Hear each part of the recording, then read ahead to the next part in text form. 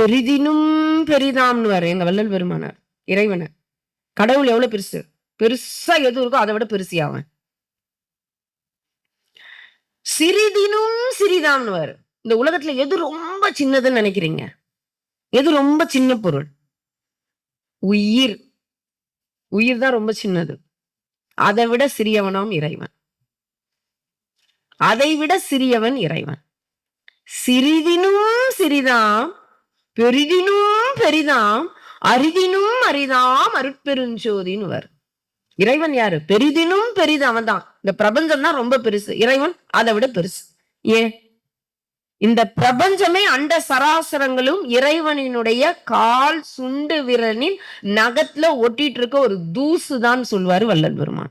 பிரபஞ்சம் எவ்வளவு பெருசு? இந்த பூமி எவ்வளவு பெருசு? பூமியை விட சூரியன் எவ்வளவு பெருசு? இந்த சூரியன் இந்த பிரபஞ்ச மண்டல